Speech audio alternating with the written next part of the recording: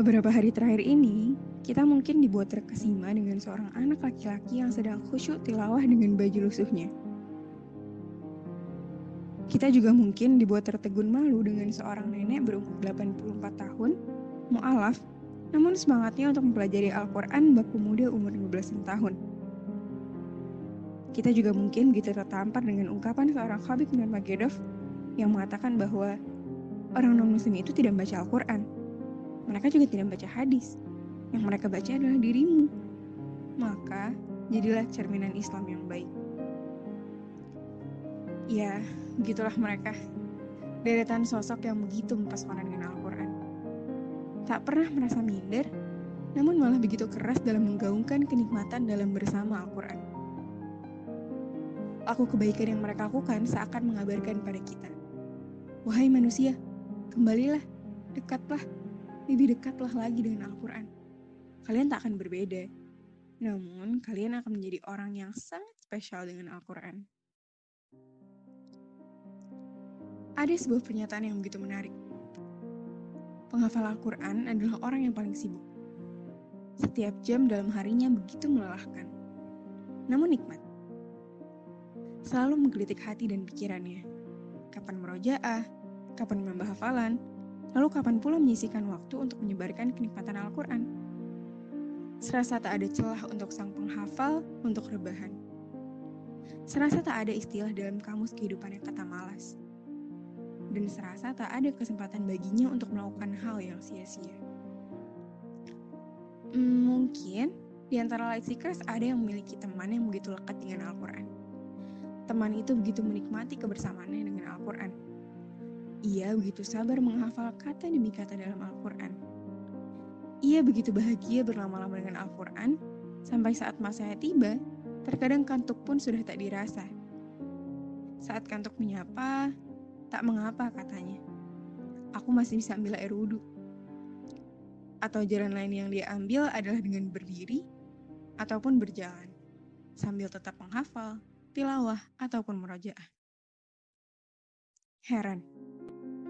Itulah kata yang terlintas bagi mereka yang pertama kali melihat pemandangan itu. Aneh, namun menyejukkan.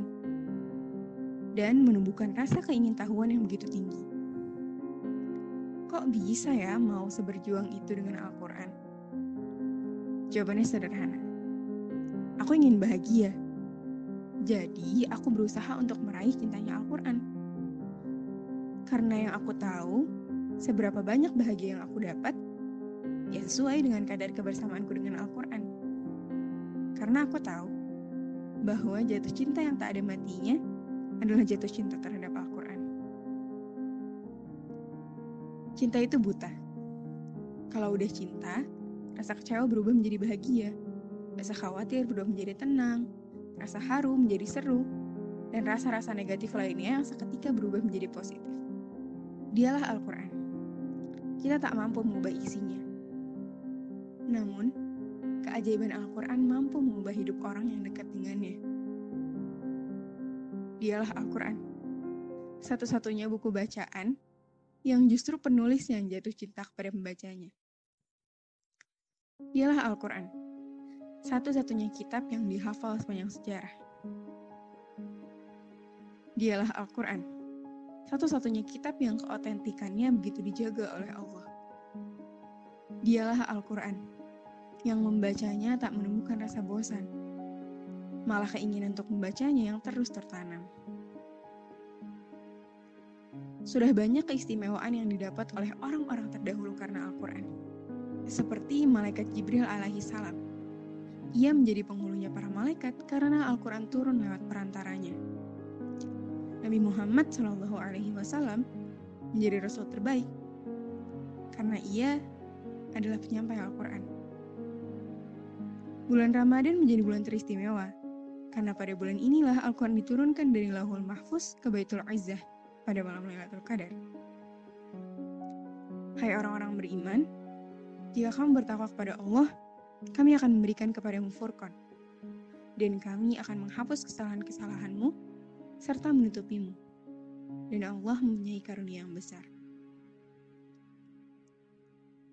Menjadi hamba yang senantiasa bertakwa adalah kunci di mana Allah akan memberikan furqan kepada kita. Sungguh menyenangkan dan menyeramkan bukan jika hidup selalu dalam naungan keridhoannya. Katakanlah, setiap orang berbuat sesuai dengan pembawaannya masing-masing. Maka Tuhanmu lebih mengetahui siapa yang lebih benar jalannya. Setiap kita memiliki potensi dan karakter yang berbeda. Layaknya panggung kehidupan yang akan terasa jenuh jika semua hanya ahli di bidang ekonomi. Tak ada yang ahli di bidang teknologi sehingga bisa saja produk tak mampu disebarluaskan. Begitulah hidup. Potensi dan karakter apapun yang kita miliki, maka akan menjadi istimewa jikalau kita menyertakan Al-Quran di setiap langkah kita. Yuk, selalu sempatkan membaca, menghafal, merojaah, mentadaburi, dan mengamalkan Al-Quran. Selamat mencoba ya, Light Seekers, dan semoga Allah selalu membimbing kita.